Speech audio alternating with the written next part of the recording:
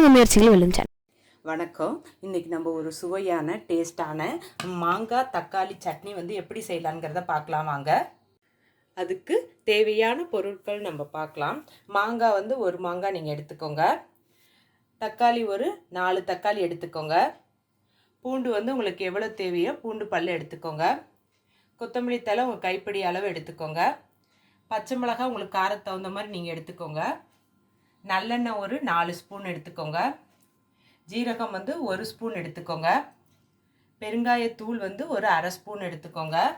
இது தாளிக்கிறதுக்கு கருவேப்பிலை வந்து 4 எடுத்துக்கோங்க. மிளகாய் வந்து ஒரு 2 எடுத்துக்கோங்க.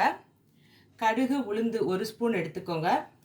மிளகாத்தூள் உங்களுக்கு எவ்வளோ காரம் தேவையோ அந்த அளவுக்கு வந்து மிளகாத்தூள் எடுத்துக்கோங்க. உப்பு வந்து தேவையான அளவு எடுத்துக்கோங்க. இப்போ வந்து மாங்காய் தக்காளி சட்னி எப்படி செய்யலாங்கிறத பார்க்கலாமாங்க. வந்து மாங்காய் தக்காளி சட்னிக்கு வந்து அடுப்பை பற்ற வச்சுட்டு இந்த மாதிரி ஒரு பேன் வந்து போட்டுக்கோங்க.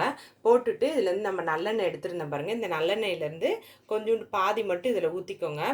ஊற்றிட்டு மாங்காவை வந்து நான் என்ன பண்ணியிருக்கேன்னா இங்கே பாருங்கள் இப்படி அரிஞ்சிருக்கேன். இந்த மாதிரி நீங்களும் அரிஞ்சிக்கோங்க. அரிஞ்சிட்டு இதை வந்து இதை ஃபுல்லாக வந்து இதில் பரவலாக வந்து வச்சுக்கோங்க. மாங்காவை வச்சுட்டு இந்த மாங்காய் வந்து நல்லா வந்து வேகணும். வெந்ததுக்கப்புறம் நம்ம வந்து இதை எடுத்து அரைக்கணும். அடுத்தது அதிலே வந்து நம்ம தக்காளியையும் இந்த மாதிரி வந்து அரிஞ்சிக்கோங்க.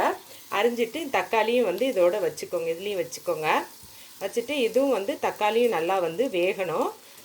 அடுத்தது பார்த்திங்கன்னா பச்சை மிளகாய் எடுத்துருந்தோம் பாருங்கள். இந்த பச்சை மிளகாவையும் இதோட சேர்த்துக்கோங்க. பூண்டு எடுத்துருந்தோம். இந்த பூண்டையும் இதோட சேர்த்துக்கோங்க. சேர்த்துட்டு இது நல்லா வேகட்டும். வெந்ததுக்கப்புறம் நான் உங்களுக்கு காட்டுறேன்.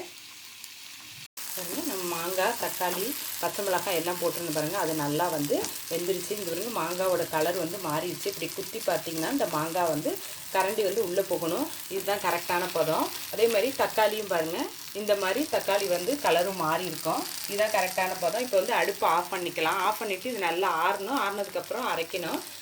அரைக்கிறத நான் காட்டுறேன் பாருங்கள். நம்ம மாங்காய் தக்காளி எல்லாமே நல்லா வணக்கணும் பாருங்கள். அது நல்லா ஆறிடுச்சு.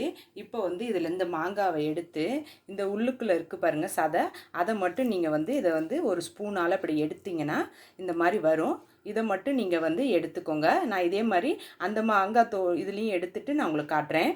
பாருங்க மாங்காய் வந்து உள்ளே இருக்க அந்த சதைப்பத்தை மட்டும் எடுத்து வச்சுருக்கேன். இப்போ வந்து இதில் வந்து மிக்சி ஜாரில் நம்ம வணக்கின தக்காளி பூண்டு பச்சை மிளகாய் இது எல்லாத்தையும் நான் சேர்த்துட்டேன். இப்போ இந்த மாங்காவையும் இதோட சேர்த்துக்கோங்க. சேர்த்துட்டு இதில் வந்து கொத்தமல்லி தழை எடுத்துருந்தேன் பாருங்கள். இந்த கொத்தமல்லி தலையையும் இதோட சேர்த்துக்கோங்க.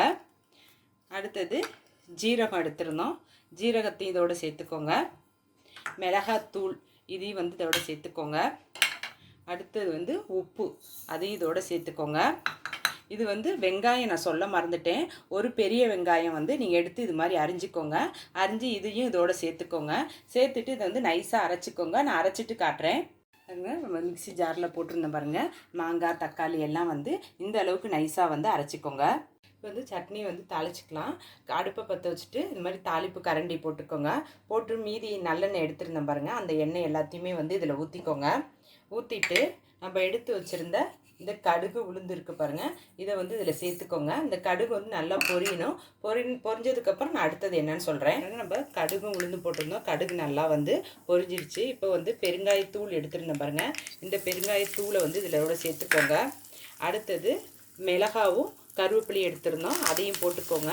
கருவேப்பிலை கொஞ்சம் நேரம் வந்து படபடன்னு வந்து பொரியும். கொஞ்சம் தள்ளியே போட்டுக்கோங்க. இப்போ அடுப்பு ஆஃப் பண்ணிக்கலாம். ஆஃப் பண்ணிவிட்டு இந்த இதை எடுத்து நம்ம சட்னி வந்து அரைச்சிருக்கோம் பாருங்கள். இதில் வந்து இதை வந்து சேர்த்துக்கோங்க. ஒரு சுவையான டேஸ்டான மாங்காய் தக்காளி சட்னி வந்து ரெடி ஆகிடுச்சு. இதை வந்து இட்லி தோசையோடு நீங்கள் தொட்டு சாப்பிடுங்க. சாதத்தோடையும் போட்டு நீங்கள் சாப்பிட்லாம். அவ்வளோ டேஸ்ட்டாக இருக்கும். இந்த வீடியோவை பாருங்கள். இந்த வீடியோ உங்களுக்கு பிடிச்சிருந்துச்சுன்னா லைக் பண்ணுங்கள், ஷேர் பண்ணுங்கள். உங்கள் முயற்சிகள் வெல்லும் சேனலுக்கு சப்ஸ்கிரைப் பண்ணுங்கள். நன்றி.